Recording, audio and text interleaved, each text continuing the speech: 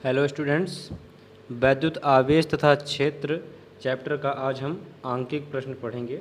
इसमें पहला क्वेश्चन है, वायु में एक दूसरे से 30 सेंटीमीटर दूरी पर रखे दो छोटे आवेशित गोलों पर क्रमशः 2 इंटू 10⁻⁻7 कूलाम तथा 3 इंटू 10⁻⁻7 कूलाम आवेश है, उनके बीच कितना बल है।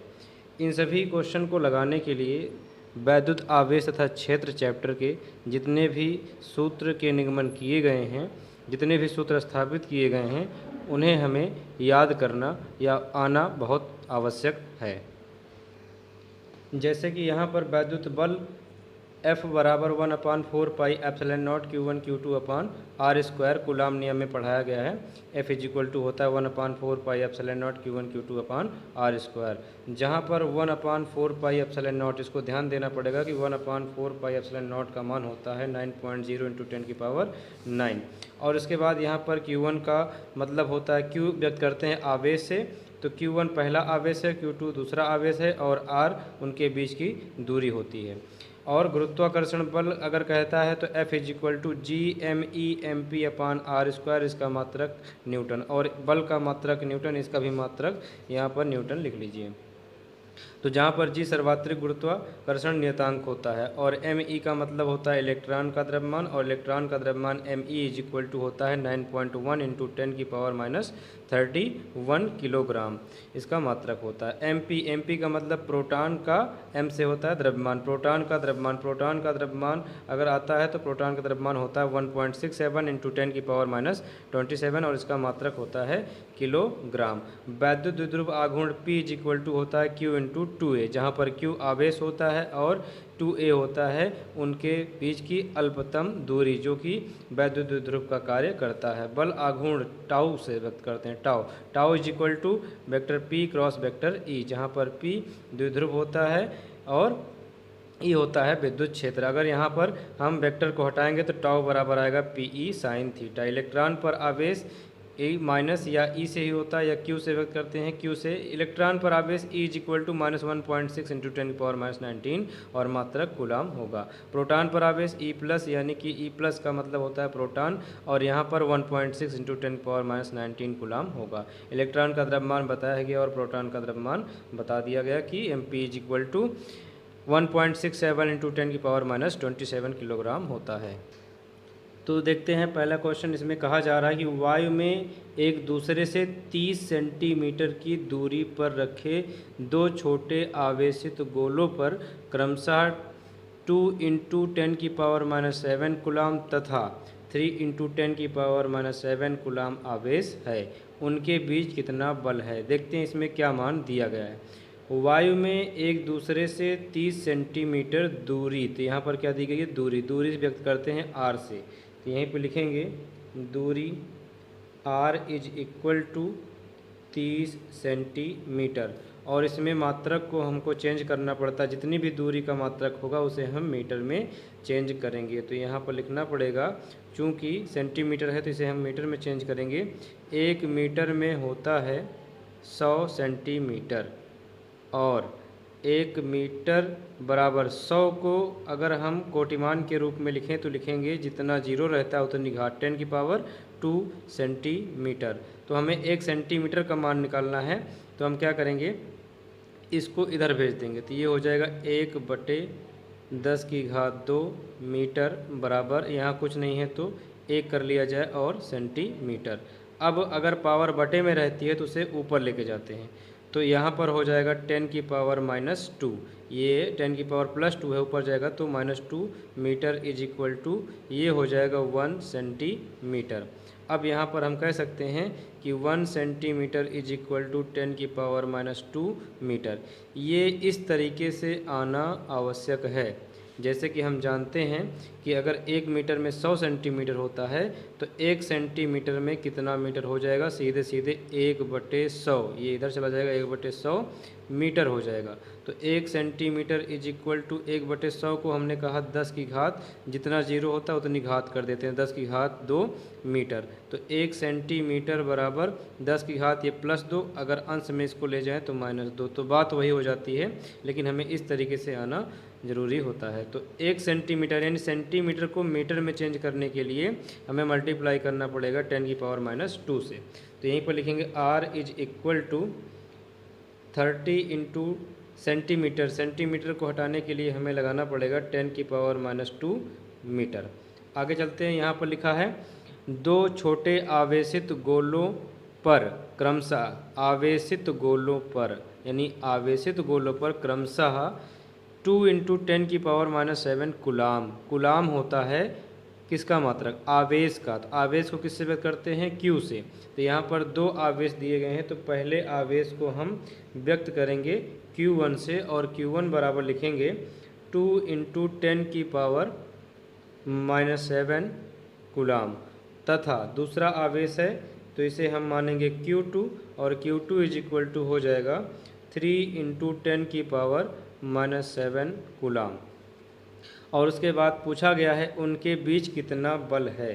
तो बल पूछा गया है, बल को व्यक्त करते हैं F से। F बराबर क्वेश्चन मार्क, हमें F का मान ज्ञात करना है। तो आवेश है तो वैद्युत बल लगेगा ही, और यहाँ पर हम वैद्युत बल का फार्मूला लगाएंगे। तो सीधे सीधे लिखते हैं, हम जानते हैं कि वैद्युत बल या बल कितना होता है। वैद्युत बल F इज इक्वल टू होता है 1/4πε0 और Q1 इंटू Q2/R²। अब इसी फार्मूले पर हम F का मान ज्ञात कर सकते हैं। सबसे पहले लिखेंगे F इज इक्वल टू, यहाँ पर देखिए 1/4πε0 का मान, और हमने फार्मूले में लिखवाया कि 1/4πε0 का मान कितना होता है।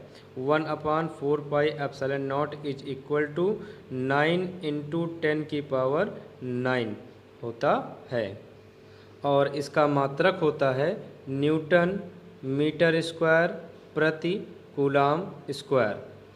तो हम 1/4πε0 की जगह पर रखेंगे 9 इंटू 10⁹। इतने के स्थान पर हो जाएगा 9 इंटू 10⁹। उसके बाद मल्टीप्लाई लगाएंगे Q1। अब देखते हैं Q1 बराबर क्या है। Q1 बराबर है 2 इंटू 10⁻⁷। तो Q1 के स्थान पर हुआ 2 इंटू 10⁻⁷। फिर मल्टीप्लाई Q2 के स्थान पर Q2 बराबर है 3 इंटू 10⁻⁷, और अपान पूरे का अपान कर सकते हैं हम यहाँ पर अपान R²। तो R का मान है 30 इंटू 10⁻²। तो यहीं पर लिख देते हैं 30 इंटू 10⁻²। ये R का मान है, लेकिन R का क्या है? स्क्वायर। तो हमें 10⁻²। R का हमें क्या करना पड़ेगा? स्क्वायर करना पड़ेगा। अब यहाँ पर ध्यान दीजिए, F इज इक्वल टू, सबसे पहले अंक एक जगह पर लिख लीजिए, और उसके बाद जो 10 की पावर है उसको एक जगह पर लिखिए। तो अंक है 9, और उसके बाद ये लिखा जाएगा 2, और उसके बाद ये लिखा जाएगा 3। इसके बाद सभी घात को 10 की पावर में जितनी है उसको लिखो। 10⁹ इंटू 10⁻⁷ इंटू 10⁻⁷, और ये हो जाएगा पूरे का बटे 30 का स्क्वायर करेंगे, और 10 की -2 है तो इसका भी स्क्वायर करेंगे। तो 30 का स्क्वायर 30 गुणे 30 कर देते हैं, या 30 का स्क्वायर सीधे सीधे होता है 900, और गुणे 10 की घात -2 है तो माइनस पहले लगा लेंगे। इसमें माइनस का स्क्वायर प्लस नहीं होगा। माइनस का स्क्वायर प्लस होता है, लेकिन 10 की पावर में माइनस का स्क्वायर प्लस नहीं करेंगे। माइनस को वैसे नोट कर लेते हैं। 2 का स्क्वायर हो जाएगा 4। अब इसके बाद इसको हल करते हैं। 9 एकन्नम 9 और 9 एकन्नम 9 00 ऐसे उतार देंगे। यहाँ पर लिखेंगे F इज इक्वल टू 1 का 2 में मल्टीप्लाई 2, और 2 का 3 में मल्टीप्लाई हो जाएगा 6 इंटू 10 की पावर।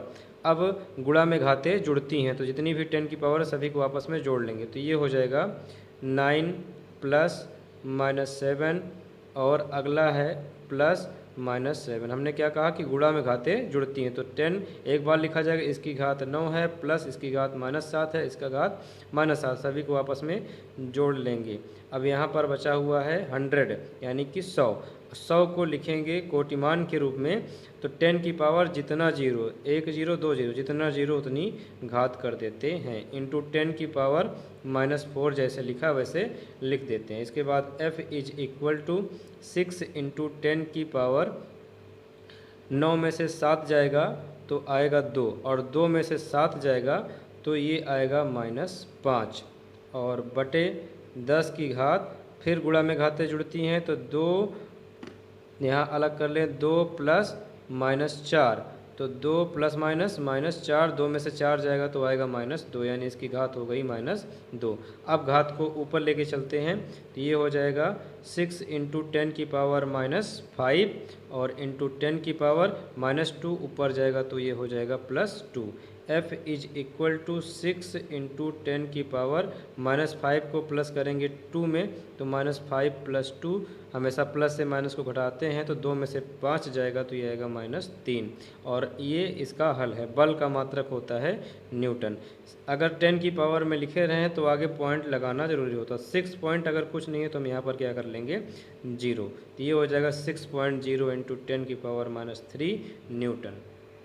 और यहाँ पर अगर हम बल की बात करें कि ये कैसा बल आरोपित करता है, आकर्षण बल या प्रतिकर्षण बल की, तो हमें जानकारी होनी चाहिए कि आकर्षण बल और प्रतिकर्षण बल क्या होता है। जैसे कि हमने सबसे पहले ही वीडियो में बताया है कि सजातीय आवेश जो होते हैं वो होते हैं प्रतिकर्षी और विजातीय आवेश जो होते हैं वो होते हैं आकर्षी, यानी आकर्षण बल का अनुभव या आकर्षण बल उत्पन्न करते हैं।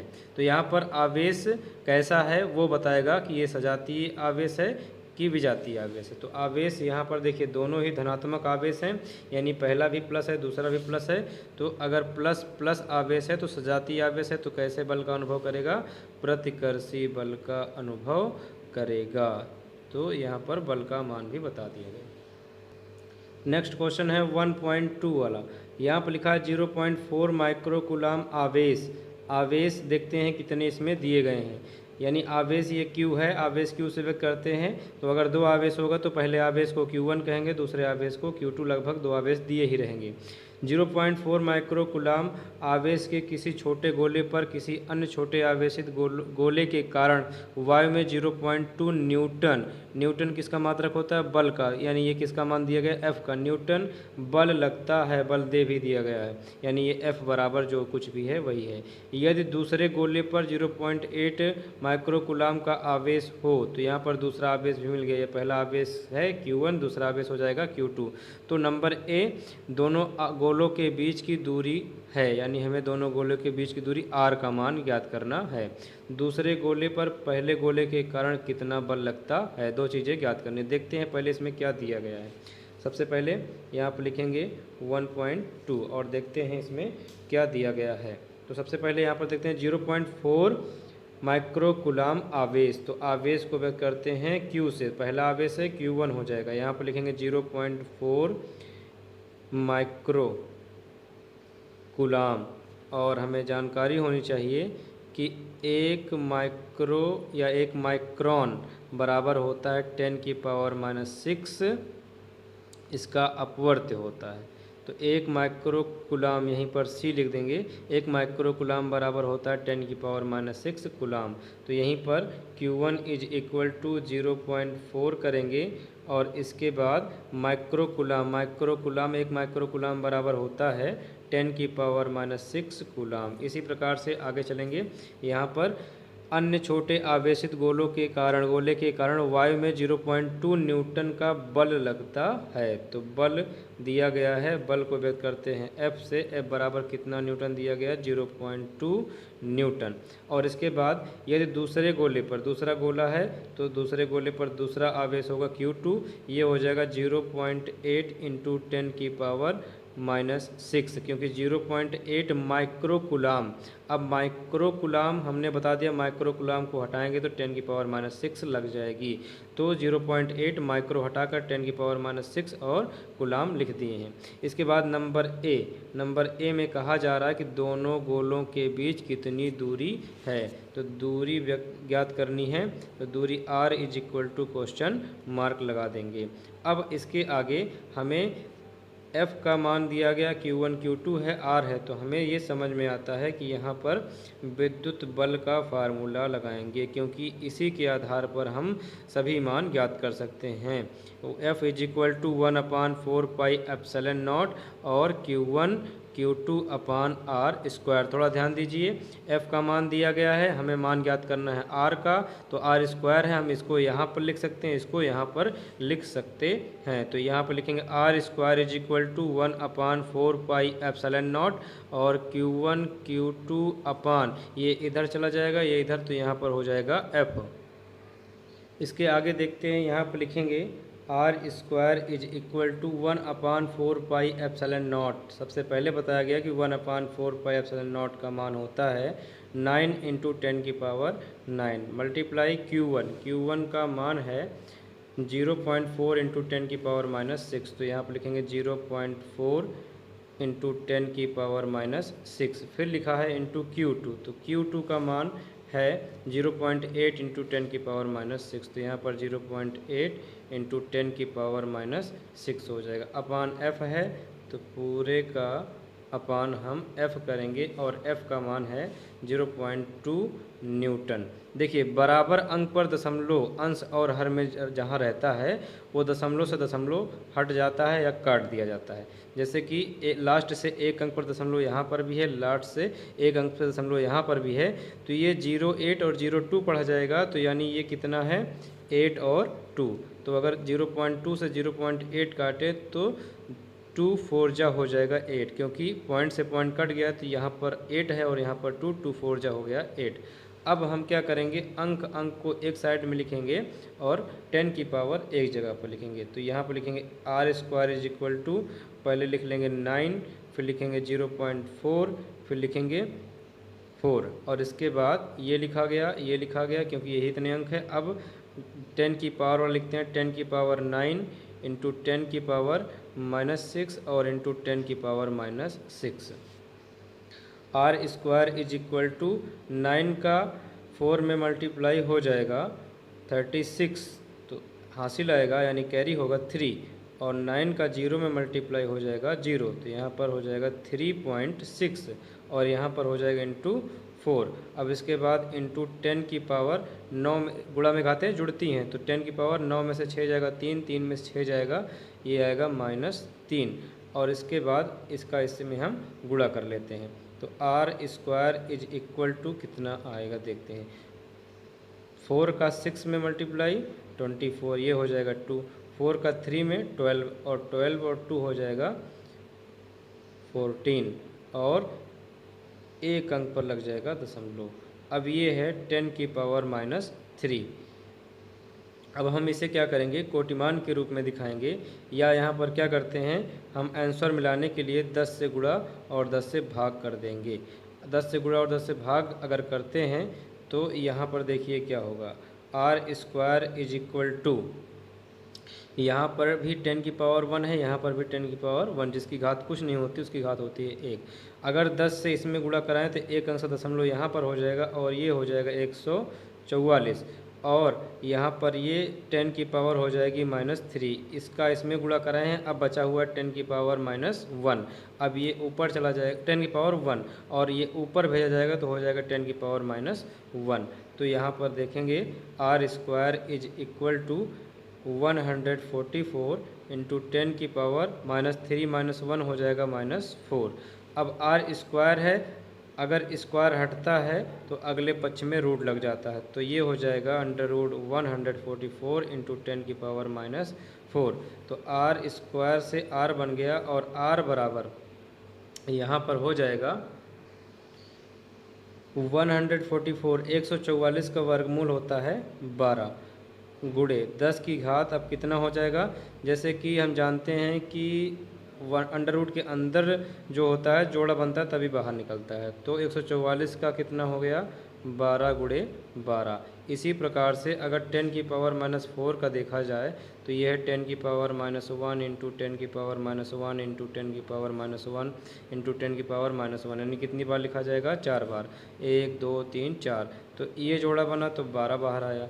ये एक बना तो 10 की पावर -1 और ये एक बना तो फिर से आ गया 10 की पावर -1। तो ये हो जाएगा r is equal to 12 into 10 की पावर -1 हो जाएगा -2 और दूरी का मात्रक होता है मीटर। हम जानते हैं इसके पहले वाले क्वेश्चन में बताया गया कि 1 सेंटीमीटर इज इक्वल टू होता है 10 की पावर -2 मीटर।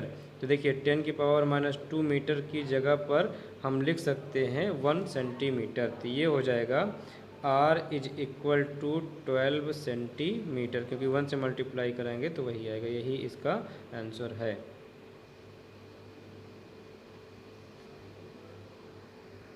तो नंबर ए पार्ट हल हो गया। दोनों गोलों के बीच की दूरी r बराबर 12 सेंटीमीटर। नंबर बी कहा जा रहा है दूसरे गोले पर पहले गोले के कारण कितना बल लगता है। तो जितना बल पहले से दूसरे के लिए लगेगा उतना ही बल दूसरे गोले से पहले गोले के लिए लगेगा, यानी कि बल इसमें भी लगेगा F is equal to 0.2 newton. सिर्फ बी वाले में यह लिखना है कि उतना ही बल आरोपित होगा। जांच द्वारा सुनिश्चित कीजिए कि ke² विमाहीन है। भौतिक नियतांकों की सारणी देखकर इसके अनुपात का मान ज्ञात कीजिए। यह अनुपात क्या बताता है? तो सबसे पहले हम ke² विमाहीन है, किस प्रकार से इसे हम देखेंगे। सबसे पहले जांच द्वारा सुनिश्चित कीजिए कि यह इतनी राशि विमाहीन है।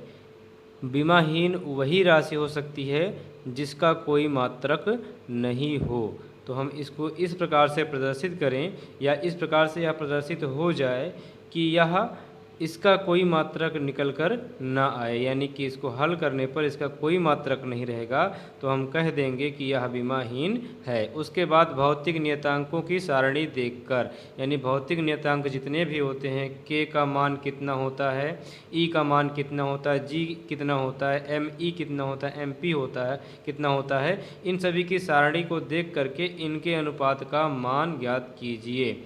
देखते हैं सबसे पहले विमाहीन कैसे होता है। सबसे पहले यहाँ पर हम लिखेंगे कि न्यूटन के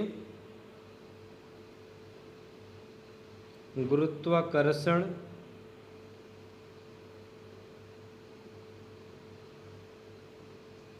नियम से, तो न्यूटन का गुरुत्वाकर्षण नियम होता है कि किन्हीं दो पिंडों के मध्य कार्य करने वाला आकर्षण बल उनके द्रव्यमानों के गुणनफल के अनुक्रमानुपाती तथा उनके बीच की दूरी के वर्ग के व्युत्क्रमानुपाती होता है। यानी कि गुरुत्वाकर्षण के लिए बल दोनों ही व्यक्त करते हैं। गुरुत्वाकर्षण नियम गुरुत्वाकर्षण बल आरोपित करता है, तो यहाँ पर इसे हम व्यक्त करेंगे F सफिक्स में लगा देंगे G, ताकि पता रहे कि हम किसके लिए है, ग्रेविटेशनल फोर्स यानी गुरुत्वाकर्षण बल के लिए है। और Fg इज इक्वल टू होगा Gm1 और हम यहाँ पर m1 इज इक्वल टू लेंगे me यानी इलेक्ट्रॉन का द्रव्यमान, और m2 इज इक्वल टू लेंगे mp यानी प्रोटॉन का द्रव्यमान। तो m1 इंटू m2 होता है, तो पहले इलेक्ट्रॉन का द्रव्यमान रहेगा और फिर प्रोटॉन का द्रव्यमान रहेगा और बटे हो जाएगा r², दूरी के वर्ग के व्युत्क्रमानुपाती।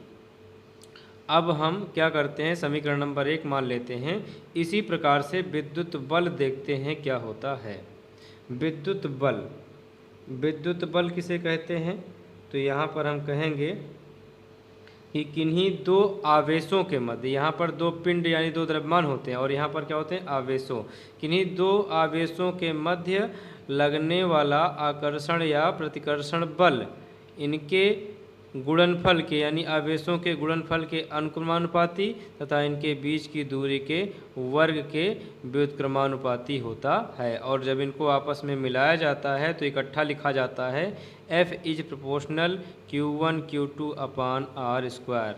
और हम यहाँ पर लिखेंगे F इज इक्वल टू एक नियतांक आता है जिसे अनुक्रमानुपाती नियतांक कहते हैं K is equal to Q1 यहाँ पर देखिए पहला द्रव्यमान इलेक्ट्रॉन का है तो पहला आवेश कर देते हैं इलेक्ट्रॉन का। इसी प्रकार से दूसरा भी द्रव्यमान प्रोटॉन का है, दूसरा भी हम यहाँ पर आवेश कर देंगे प्रोटॉन का आवेश, और दोनों ही व्यक्त किया जाता है E से। तो यहाँ पर हो जाएगा E और E, यानी Q1 के स्थान पर इलेक्ट्रॉन का द्रव्यमान और Q2 के स्थान पर इलेक्ट्रॉन का आवेश और Q2 के स्थान पर इलेक्ट्रॉन प्रोटॉन का आवेश, दोनों ही व्यक्त किए जाएंगे E से, और अपान हो जाएगा आर स्क्वायर। तो यानी हम लिखेंगे F is equal to K और E इंटू E, पहला आवेश E, दूसरा आवेश E, और अपान हो जाएगा आर स्क्वायर।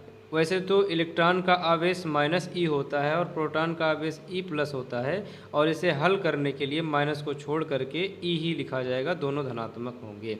जहाँ पर के नियतांक होता है और के का मान होता है 1/4 पाई एप्सिलॉन नॉट जो रखा जाता है, और इसका मान होता है 9 × 10⁹ तो देखते हैं, ये हो जाएगा समीकरण नंबर 2।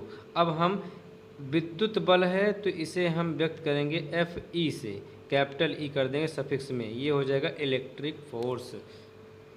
अब हम थोड़ा क्वेश्चन देखेंगे, इसमें है के ई स्क्वायर, यानी के वाला टर्म ऊपर है तो के इसमें है, हम इसको पहले लिख लेते हैं और इसको बाद में। तो यानी अनुपात ज्ञात करना है तो हम यहाँ पर एफ ई को पहले कर दें, एफ ई और अपान एफ जी। सबसे ज़्यादा इसमें क्या समझ में आएगा, विमाहीन है, जांच करना है क्या है, विमाहीन है। तो सबसे पहले हमने कहा कि बल, कोई भी बल उसका मात्रक होता है न्यूटन, कोई भी बल उसका मात्रक क्या होता है, न्यूटन। तो हम एफ ई का मान अगर रखें तो ये है के ई इंटू ई हो जाएगा ई स्क्वायर अपान हो जाएगा आर स्क्वायर। तो एफ ई का मान रख दिया गया, फिर लगा है बटा, तो यहाँ पर लगा देंगे पूरे का बटे। एफ जी का मान है जी एम ई और M P upon R square. और देखिए इतने का मात्रक है न्यूटन और इतने का मात्रक जी एम ई अपान इसका भी मात्रक न्यूटन, तो मात्रक से मात्रक कट गया। अब कोई मात्रक बचा है नहीं, अगर मात्रक नहीं बचा है तो यह क्या है, विमाहीन है। आर स्क्वायर से आर स्क्वायर काट देंगे, यहाँ आप लिखेंगे F E is upon F G is equal K E square upon यहाँ बचा हुआ G M E M P. अब सभी के मान रखे जाएंगे, तो यहाँ पर लिख सकते हैं कि इसका कोई मात्रक नहीं है, अतः यह विमाहीन है। विमाहीन के बाद हमें बताना है भौतिक नियतांकों की सारणी देकर, यानी सभी नियतांक के सारणी देखकर सभी के मान रख करके इसके अनुपात ज्ञात करने हैं। चलिए सबका मान देखते हैं क्या होगा। F E upon F G is equal to K का मान हमने बताया कि के इज इक्वल टू होगा 1/4 पाई एप्सिलॉन नॉट, और इसका मान होगा 9 × 10⁹ तो के स्थान पर हो जाएगा 9 × 10⁹ ई इलेक्ट्रॉन पर आवेश, और हम जानते हैं ई का मान होता है 1.6 × 10⁻19 कूलाम, तो ई की जगह पर हो जाएगा 1.6 × 10⁻19, और यहाँ पर स्क्वायर लगा हुआ है तो यहाँ पर भी क्या लगा देंगे, स्क्वायर लगा देंगे। और अपान जी होता है सार्वत्रिक गुरुत्वाकर्षण नियतांक, और इसका मान होता है, जी का मान होता है 6.67 × 10 की पावर होता है -11, हाँ 10 की पावर -11, 6.67 × 10 की पावर -11 होता है। और अब यहाँ पर g के स्थान पर रखेंगे 6.67 × 10 की पावर -11। उसके बाद एम ई का मतलब है इलेक्ट्रॉन का द्रव्यमान, और इलेक्ट्रॉन का जो द्रव्यमान होता है वो होता है 9.0 × 10 की पावर -31 किलोग्राम। तो ये हो जाएगा 9.0 इंटू 10⁻³ किलोग्राम। इसके बाद आएगा MP। MP का मतलब है प्रोटॉन का द्रव्यमान, और प्रोटॉन का द्रव्यमान होता है 1.67 इंटू 10⁻27 किलोग्राम। तो हम MP के स्थान पर रखेंगे 1.67 इंटू 10⁻27 किलोग्राम। ये इतनी जानकारी है कि भौतिक नियतांक की सारणी देखकर हम मान ज्ञात करें। अब इसके बाद हम क्या करते हैं, इक्वल टू 9 इंटू 10⁻9 1.6 का स्क्वायर, जैसे कि 1.6 इंटू 1.6, तो यहाँ पर 6 का 6 में मल्टीप्लाई हो जाएगा 36, ये आएगा 3, 6 का 1 में 6 हो जाएगा और 6 3 हो जाएगा 9, ये 6 और ये 1, यहाँ पर आएगा 6 9 6 हो जाएगा 15, 1 1 2 और 1 1, यानी 2 अंक पर लग जाएगा दशमलव, तो ये हो जाएगा 2.56।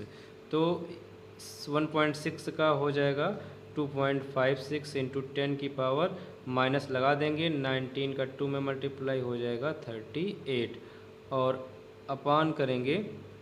इसमें तो कुछ करना नहीं है, सबसे पहले जो नंबर हैं उनको हम एक जगह पर लिखेंगे, 6.67 इंटू 9.0 इंटू 1.67 और इंटू 10 की पावर जितनी है उनको इकट्ठा करते हैं। तो यहाँ पर 10 की पावर -11 इंटू 10 की पावर -31 इंटू 10 की पावर -27, इनको हम लिख लेते हैं।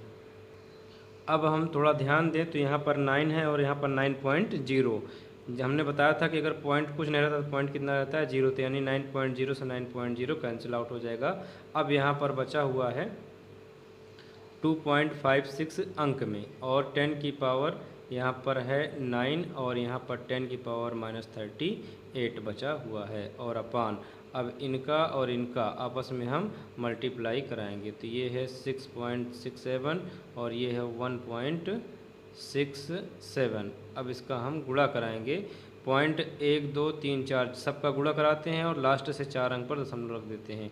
तो 7 का 7 में गुणा हो जाएगा 49, यहाँ पर आएगा 9 और आएगा 4, 7 का 6 में 7 छंग 42, 42 4 हो जाएगा, यहाँ पर 46 के 6 हासिल 4 और 7 छंग 42, 42 4, यहाँ पर फिर से हो जाएगा 46, 6 7 42 और यहाँ पर 2 हो जाएगा और यहाँ पर आएगा 4, 6 छंग 36 4, 40 के 2 हासिल 4, 6 छंग 36, 36 4 40 हो जाएगा, और 1 से कराएंगे तो यहाँ पर हो जाएगा 1 6 6 और यहाँ पर हो जाएगा 9, 6 2 8 और 6 7 हो जाएगा 13 और यहाँ पर लिखा जाएगा 3 और इसके बाद 6 4 10 हो जाएगा और यहाँ पर हो जाएगा 11, 6 4 10 और ये 11।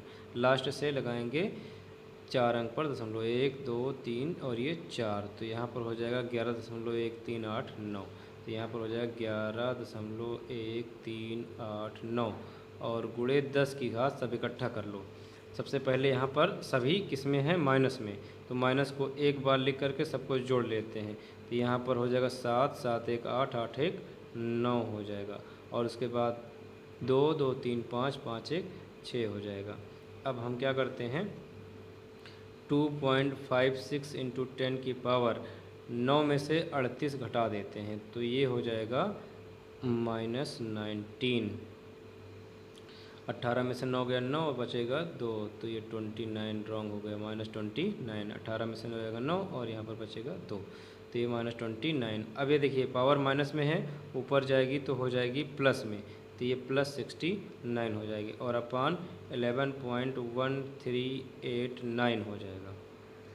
और अब हम इसके आगे क्या करते हैं, 2.56 इंटू 10 की पावर गुणा में घाते जुड़ती हैं, तो -29 है +69 है, तो प्लस में से माइनस को घटा देंगे तो ये हो जाएगा 9 में से 9 जाएगा 0 और 6 में से 2 जाएगा, ये आएगा 4, तो ये हो जाएगा 10 की पावर 40 और अपान इसे हम सार्थक अंक के रूप में लिखेंगे। 11th में पढ़ा होगा सार्थक अंक दशमलव का 2 अंक तक लिखा जाता है 1 3। अगर तीसरा अंक सम है तो हम इसके सभी अंक को क्या कर देते हैं, छोड़ देते हैं। तीसरा अंक सम है तो हम क्या करते हैं, छोड़ देते हैं। अगर विषम होता है तो आगे वाले में एक जोड़ देते हैं। ये 11th में पढ़ा गया है। सार्थक अंक में। तो यहाँ पर क्या करेंगे, ये तीसरा अंक सम है इसलिए बाकी सब छोड़ देंगे और इतना हम लिख लेंगे 11.13। अब देखेंगे लास्ट से 2 अंक पर दोनों में क्या है, दशमलव है, तो दशमलव से दशमलव हट जाएगा या 100 से गुणा 100 से भाग कर लेंगे तब हट जाएगा। बराबर अंक पर दशमलव रहता है लास्ट से, तो दशमलव दशमलव हट जाता है, तो ये हो जाएगा 256 इंटू 10 की पावर 40 और अपान 1113। अब इसका इससे हम भाग कराएंगे। अब हमको भाग करना है 256 है और भाग करना है हमें किसमें, 1113 में। तो सबसे पहले देखिए ऊपर 3 अंक है, नीचे 4 अंक है। देखिए ये 10 की घात कितनी है, 40, इसमें से एक 10 बाहर कर ले तो ये हो जाएगी 10 की घात 39 और 10 से गुणा कराएंगे 256 में तो ये हो जाएगा 2560। क्लियर। तो क्या हुआ है, एक 10 कम कर दिया गया, तो 10 एक निकल गया है, तो यहाँ पर 10 की घात बचेगी 39 और बटे हो जाएगा 1113। अब 1113 को हम भाग कराएंगे 2560 में। तो पहले 2 से कर देते हैं, तो ये हो जाएगा 2 से, तो ये हो जाएगा 2 तिहाई 6, 1 2 3 4 4 अंक हैं, 2 तिहाई 6, 2 एकन्नम 2 और 2 एकन्नम 2 और 2 एकन्नम 2। अगर 3 से करें तो 3 एकन्नम 3 बहुत ज़्यादा हो जाएगा, तो यहाँ पर क्या है, 10 में से 6 जाएगा 4 आएगा और 5 में से 2 जाएगा 3 आएगा, फिर यहाँ पर 5 में से 2 जाएगा 3 आएगा, फिर 2 में से 2 जाएगा 0 आएगा। दशमलव बढ़ाएंगे और यहाँ पर लिखेंगे 0। अब इसके बाद हम इसको हम 3 बार ले जा सकते हैं, 3 एकन्नम 3 आ रहा है तो 3 बार ले जाएंगे, तो 3 त्रिका 9, 3 एकन्नम 3, 3 एकन्नम 3 और 3 एकन्नम 3 हो जाएगा। अब इसके बाद यहाँ पर 10 में से 9 जाएगा 1, 3 में से 3 जाएगा 0, 3 में से 3 0, तो बस इतना ही बहुत पर्याप्त है। तो यहाँ पर लिखेंगे इतने को भाग करने पर आया है लगभग 2.3 इंटू 10 की पावर 39। मात्रक इसका वैसे भी कुछ नहीं है। तो यहाँ पर देखा गया कि FE अपान FG का मान आया है 2.3 इंटू 10 की पावर 39। तो अगर यहाँ पर देखा जाए तो इसका अनुपात 1 है, यानी अपान 1 कर लें तो FE का मान 2.3 इंटू 10 की पावर 39 है, FG का मान 1 है। FE का मतलब विद्युत बल, FG का मतलब गुरुत्वाकर्षण बल, यानी विद्युत बल बहुत अधिक है किसकी तुलना में, गुरुत्वाकर्षण बल की तुलना में। तो यहाँ कह सकते हैं कि दो कणों के बीच वैद्युत बल गुरुत्वाकर्षण बल से, वैद्युत बल गुरुत्वाकर्षण बल से बहुत ज़्यादा है, बहुत ही अत्यधिक प्रबल है। देख लीजिए यहाँ पर 2.3 इसका मान कितना है 1, तो 2.3 वैसे भी ज़्यादा होता है और यहाँ पर 10 की पावर 39 यानी कि 10 के आगे कितने जीरो लगाने, एक के बाद कितने जीरो करने हैं, 39 बार जीरो कर दो, इकाई दही सैकड़ा हज़ार करते जाओ, बहुत ज़्यादा मान इसका आएगा। तो विद्युत बल का मान गुरुत्वाकर्षण बल के मान की तुलना में बहुत ही प्रबल होता है। और क्वेश्चन नेक्स्ट है इसमें कि 1.4 में कहा जा रहा है नंबर ए, किसी वस्तु का वैद्युत आवेश क्वांटीकृत है, यानी क्वांटीकृत है, इस प्रकथन से क्या तात्पर्य है। नंबर ए में कहा जा रहा है किसी वस्तु का वैद्युत आवेश क्वांटीकृत है, तो हमें पहले ये पता करना पड़ेगा कि आवेश क्वांटीकृत होता है तो उससे क्या अर्थ निकलता है। इसके लिए हम यहाँ पर देखेंगे कि क्वांटमीकरण होता क्या है। वैद्युत आवेश सदैव ई का पूर्णांक गुणज होता है। जो ई है इलेक्ट्रॉन, वैद्युत आवेश इलेक्ट्रॉनों का क्या होता है, पूर्णांक गुणज होता है। इस तथ्य को आवेश का क्वांटमीकरण कहते हैं। इनके कहने का तात्पर्य यह है कि हमेशा दो कण या दो सूक्ष्म कणों के बीच या दो इलेक्ट्रॉनों के मध्य जो बल आरोपित होगा, जो इलेक्ट्रॉन से इलेक्ट्रॉन का स्थानांतरण होगा, वो सिर्फ और सिर्फ किस में होगा, पूर्णांक के गुणजों के रूप में होगा। यानी हम नंबर ए में, आंसर नंबर ए में लिखेंगे कि एक वस्तु से दूसरी वस्तु में इलेक्ट्रॉनों का स्थानांतरण केवल पूर्णांक गुणज या पूर्णांक संख्याओं में ही संभव होता है। और नंबर बी देखते हैं, नंबर बी में क्या कहा जा रहा है। नंबर बी में है कि स्थूल यानी कि अति सूक्ष्म अथवा बड़े पैमाने पर वैद्युत आवेशों से व्यवहार करते समय हम वैद्युत आवेश के क्वांटमीकरण की उपेक्षा कैसे कर सकते हैं। यहाँ पर देखिए आवेश का क्वांटमीकरण पूर्णांक गुणजों के रूप में होता है, यानी कि जो आवेश होना चाहिए वो पूर्णांक होना चाहिए। और यहाँ पर कहा जा रहा है कि वो छोटा से छोटा कण हो, स्थूल कण हो अथवा बड़े पैमाने पर वैद्युत आवेश का व्यवहार कर रहा हो, तो इस समय जब क्वांटमीकरण होगा तो इसकी उपेक्षा हम किस प्रकार से करेंगे। इसके लिए यहाँ पर देखिए लिखा हुआ है कि स्थूल स्तर पर हम ऐसे आवेशों से व्यवहार करते हैं जो इलेक्ट्रॉन ई के आवेश की तुलना में परिणाम में अत्यधिक बड़े होते हैं। इलेक्ट्रॉन पर आवेश कितना होता है 1.6 इंटू 10⁻⁻19। यह इलेक्ट्रॉन का जो आवेश है ये अत्यंत स्थूल यानी अत्यंत सूक्ष्म है। परिमाण में 1 माइक्रोकूलम आवेश के इलेक्ट्रॉन के आवेश का लगभग 10⁻13 गुना आवेश का होता है। तो हम यहाँ पर कह सकते हैं कि इलेक्ट्रॉनों की वृद्धि अथवा कमी केवल इलेक्ट्रॉन के मात्रकों पर ही निर्भर करता है, यानी कि स्थूल यानी इलेक्ट्रॉन अति सूक्ष्म है तो यहाँ पर जो बल होगा वो दुर्बल होगा, और इलेक्ट्रॉन के आवेश यदि अत्यधिक हैं तो यहाँ पर जो बल आरोपित होगा इलेक्ट्रॉन का स्थानांतरण एक स्थान से जब दूसरे स्थान पर जाएगा तो वो अत्यधिक प्रबल होगा। तो स्थूल हमें लिखना क्या है, स्थूल स्तर पर आवेश के क्वांटमीकरण की कोई व्यवहारिक महत्व नहीं है तथा इसकी उपेक्षा की जा सकती है। उपेक्षा किस प्रकार से करी जा रही है, स्थूल स्तर पर क्यों की जा रही है, क्योंकि इसका कोई व्यवहारिक महत्व नहीं है। तो इसमें पूछा गया है कि इसकी उपेक्षा कैसे की जा सकती है, तो स्थूल स्तर पर आवेशों के क्वांटमीकरण का कोई व्यवहारिक महत्व नहीं है, इसलिए इसकी उपेक्षा की जा सकती है। और इसके बाद 1.5 में कहा जा रहा है, बहुत ही इंटरेस्टिंग क्वेश्चन है। इसमें कहा जा रहा है जब कांच की छड़ को रेशम के टुकड़े से रगड़ते हैं तो दोनों पर आवेश आ जाता है।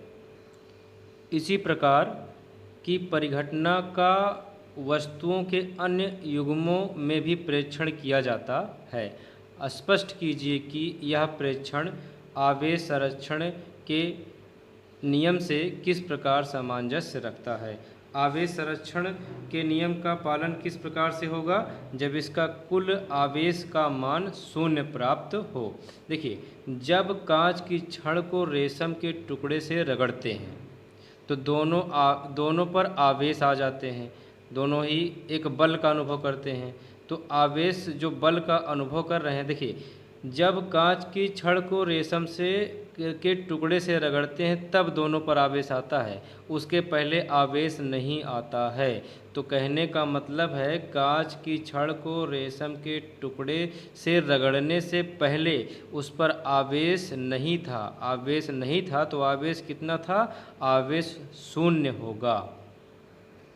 तो हम यहाँ पर लिखेंगे कि रगड़ने से पहले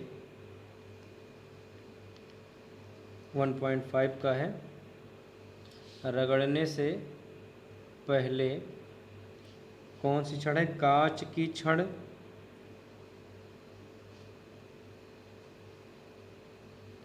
कांच की छड़ व रेशम की छड़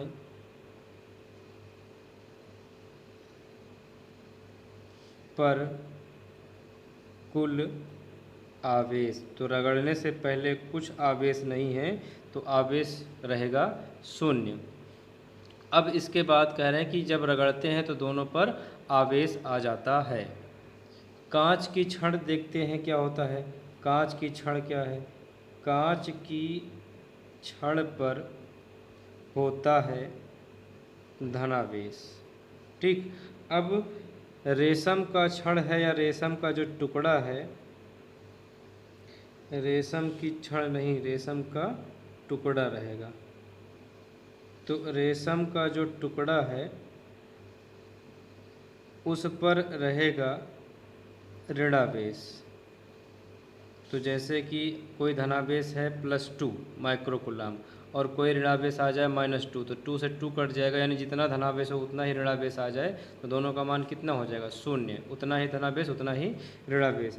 तो यहाँ पर हम कहेंगे कि रेशम के टुकड़े पर है ऋणावेश और कांच की छड़ पर है धनावेश रगड़ने के पश्चात। अब हम दोनों को आपस में जोड़ लेंगे, यानी कहने का मतलब ये है कि कांच की छड़ और जोड़ा जाएगा किससे, रेशम के टुकड़े से। तो अगर ये जोड़ दिया जाएगा तो एक धनावेश है, दूसरा ऋणावेश है, इसका आंसर यानी इसका मान, जैसे कि इसको काटा गया, इसका आंसर आ जाएगा 0 यानी कि 0। तो हम कह सकते हैं कि प्रेक्षण के आधार पर अगर 0 आ जाता है तो वो जो है आवेश संरक्षण के नियम का पालन करता है। तो यहाँ पर लिख सकते हैं अतः यह प्रेक्षण आवेश संरक्षण नियम का पालन करता है।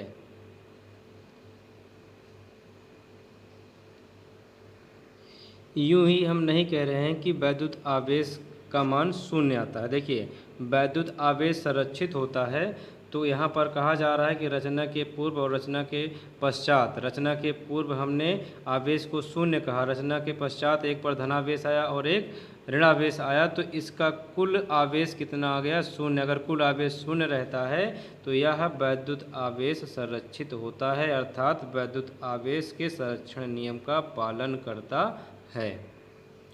नेक्स्ट क्वेश्चन देखते हैं। इसमें कहा जा रहा है 1.6 में कि 4 बिंदु आवेश QA is equal to 2 microcoulomb, QB is equal to -5 microcoulomb, QC is equal to 2 microcoulomb और तथा QD is equal to -5 microcoulomb 10 centimetre भुजा के किसी वर्ग है ABCD के शीर्षों पर अवस्थित हैं।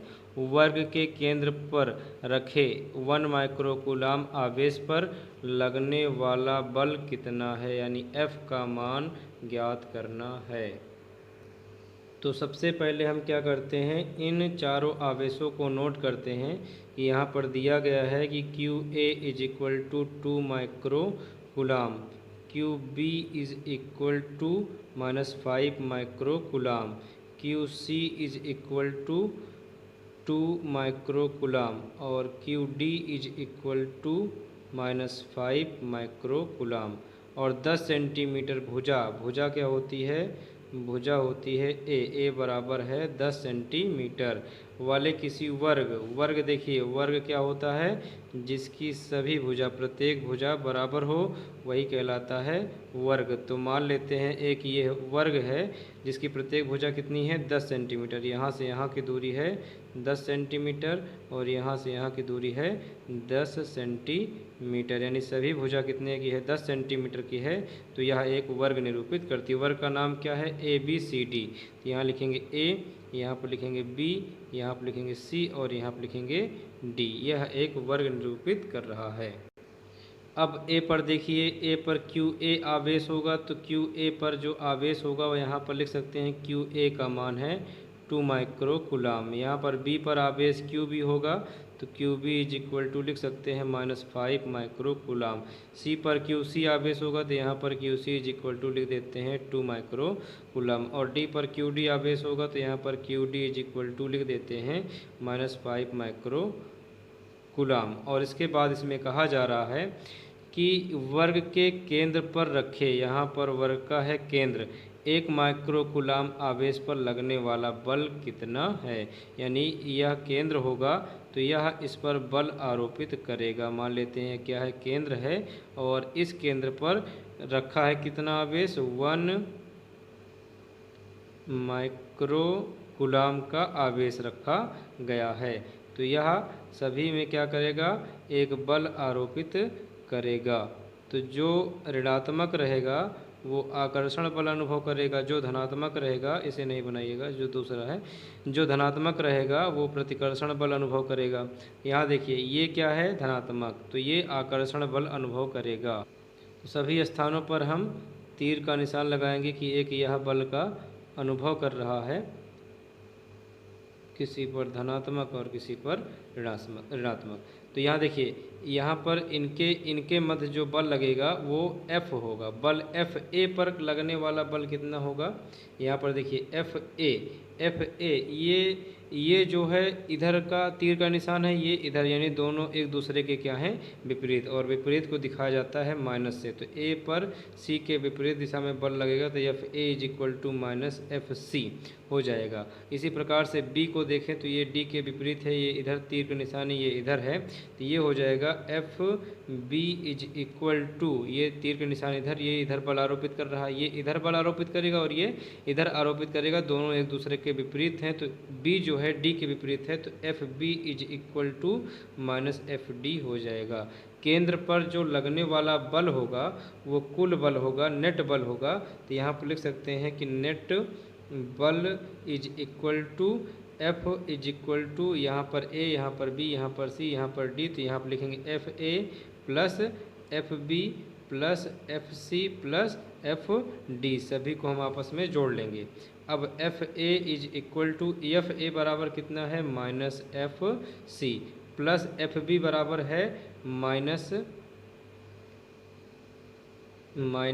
एफ डी, और यहाँ पर प्लस एफ सी और प्लस एफ डी कर देंगे। यहाँ पर देखेंगे एफ रहेगा, यहाँ पर F is equal to minus F C plus minus हो जाएगा माइनस, और यहाँ पर F D plus F C plus F D. अब minus F C plus F C cut जाएगा, minus F D plus F D cut जाएगा, तो जो नेट बल होगा 1 माइक्रोकूलम के केंद्र पर लगने वाला वो हो जाएगा 0। तो लिखेंगे अतः नेट बल 0 होगा। तो और भी स्टूडेंट्स के हेल्प के लिए आप इस लिंक को शेयर करेंगे ज़्यादा से ज़्यादा और सब्सक्राइब करेंगे।